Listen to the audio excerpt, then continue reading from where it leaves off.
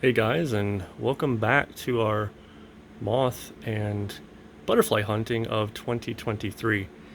You'll notice that things are a little different now. I have 4 habitats, and I just had the most insane thing. I started this video once, and before I could even get about 3 seconds in, we had a male Promethea moth come flying in, and I caught him pretty much within a few seconds. He didn't want to leave, and now he's coupled with my female Promethea moth, which is kind of insane. We can't get a good focus in there, but there we go. Anyway, the video is going to be about the fact that I have these moths, and well, here we are. We already have more. We're up another moth since I started, and soon more because more eggs even. She has already laid a few eggs, and we're trying to get them to take into, well, let's open this up a little bit first. That would probably be wise. And then you can kind of see what we've got going on in here. They're busy, so.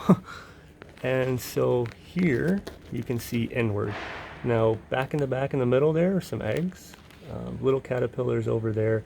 Some of these caterpillars are not going to make it. I'm trying to find a good host plant leaf for them, as I'm not real familiar with this particular species. So it is a silk moth, but they have their own diets, and they're not like the Luna moths, which I'm very familiar with. You can see a few eggs right there. They're white. Again, not dark like some of the others. Again, pretty hard to get a good angle on it, but that is the Promethea moth. Looks a lot like a Cecropia. In fact, I thought it was a Cecropia when I first caught it. So here you can firsthand see the coupling of 2 silk moths. On this side, in this one, we have something that looks pretty similar here. Could even be mistaken, but that is a Polyphemus female moth. And now we're getting dark. There we go. So I will turn this habitat a bit. You can see through the plastic here. So these are pretty common. You've probably seen these around, in fact. This is a female, and she too has laid eggs. Let's see if we can get here. You can see where they're attached to the netting, the mesh, and they are dark colored like a Luna moth. So we do now have that, and there is a container in here that has about 20 eggs in it. So we move to this container, and we have one eastern tiger swallowtail butterfly, and he is very active. Very big, very beautiful butterfly. I'm surprised the wings haven't been damaged yet. And so, very pretty butterfly. I wanted to get some good pictures of him before he goes on. And then in here we have 3 imperial moths. They are not much longer for this world. And these are not the same imperial moths that I took pictures of last time. So in the last video, when I had 4 silk moths that very quickly went to 5, actually right after the video, I found these 3. So this is actually a completely different set of imperial moths, which is insane, I might add. So we have our eastern tiger swallowtail, our 3 imperials, our Polyphemus, and our female Promethea, and our male Promethea, which have now finished. They are, well, he is ready to move on, but we'll keep him around for a little while longer in case we see another female come along, in which case he'll be ready to fertilize another female for us.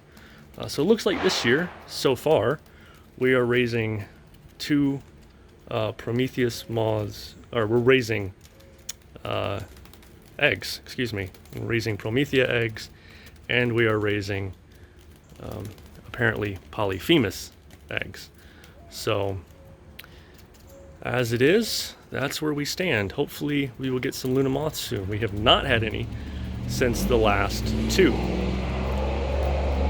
So with that being said, I just wanted to show where we're at so far, and these are the habitats. We are going to be moving this Polyphemus to another habitat. This is really just sort of the halfway one now. I use it just for kind of transferring because it's so old now. You can see all the marks and stuff. Where mostly Luna moths have been in there. They make a mess very quickly.